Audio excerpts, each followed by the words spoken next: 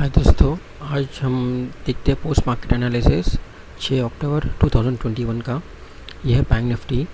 जैसे मैं कल के वीडियो में मैंने शेयर किया था कल के पोस्ट मार्केट में, और बैंक निफ्टी आज भी 200-250 पॉइंट का लास्ट 1 आवर में सेल ऑफ था, क्योंकि क्रूड 1.5% अप था, प्लस डॉलर इंडेक्स अप था, इसके लिए और रुपी वीक था।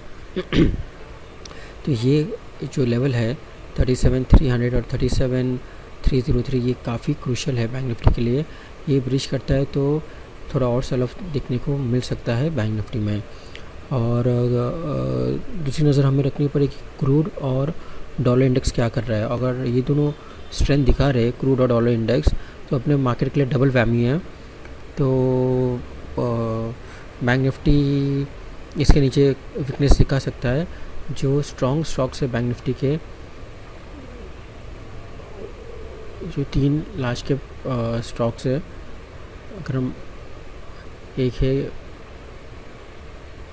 कोटक महिंद्रा बैंक, जैसे मैंने कल के वीडियो में भी पहले के वीडियो में मैंने शेयर किया है कि कोटक बैंक ये कुछ टाइम के लिए कंसोलिडेट करेगा।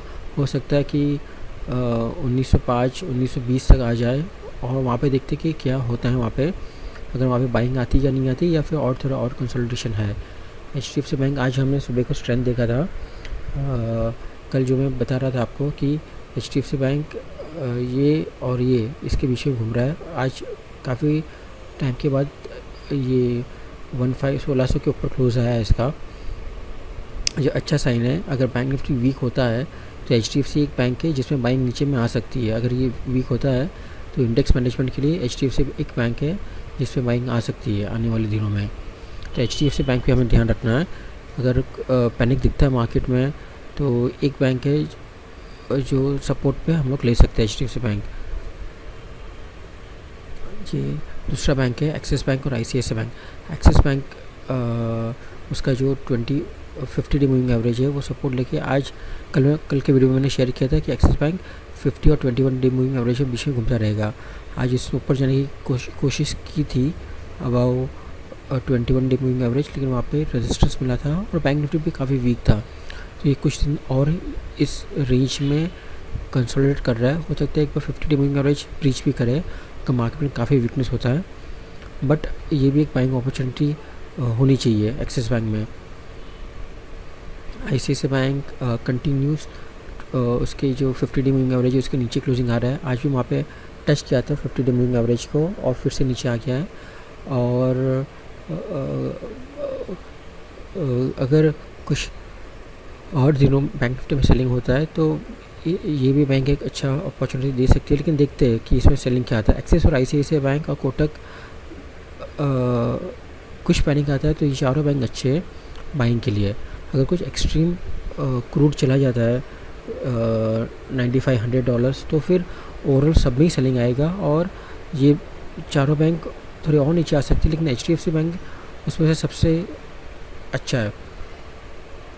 बाकी जो है ये तीनों वीक बैंक से बंधन बैंक आज ब्रेकआउट करने की ट्राई की थी, इसके ऊपर सस्टेन हुआ है, बट आई डाउट ये 200 डे मूविंग एवरेज के ऊपर जा पाएगा।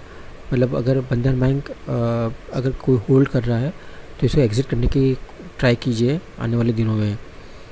RBL बैंक भी काफ़ी बैंकिंग सेक्टर की एक कमज़ोर बैंक है।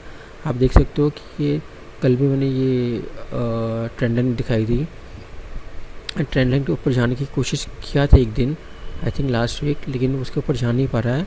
और आज गैप डाउन के कल उनके कुछ एक्सचेंज में उनके जो नंबर्स है, नॉट रिज़ल्ट लेकिन जो नंबर्स है वो शेयर किए थे, काफ़ी स्लो ग्रोथ है, उसकी वजह से गैप डाउन था। और प्लस बैंक निफ्टी अगर वीक रहता है आने टाइम में तो ये बैंक में और भी प्रेशर आ सकता है RBL बैंक में।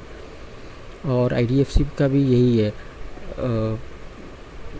सपोर्ट फ़िलहाल ले रहा है around 50 day moving average, but अगर बैंकिंग वीक रहता है तो it's better to stay away from IDFC bank, Bandhan bank and RBL bank. बाकी ये 4 बैंक ठीक है, बट देखते हैं कि क्रूड और डॉलर इंडेक्स क्या करता है अगले कुछ दिनों में, और RBI का मीटिंग है उसमें भी क्या आता है वो देखते हैं। सो यही है मेरी ओर से wish you happy and safe investing. ये मैंने जो आज हर एक मेरे पोस्ट मार्केट एनालिसिस में मेरे ये भी होते हैं कि कहाँ पे सपोर्ट हो, कहाँ पे रेजिस्टेंस है, ये भी आप प्लीज़ नोट डाउन कीजिए। ट्रेडिंग में आपको काफ़ी यूज़फुल आएगी ये। Thank you.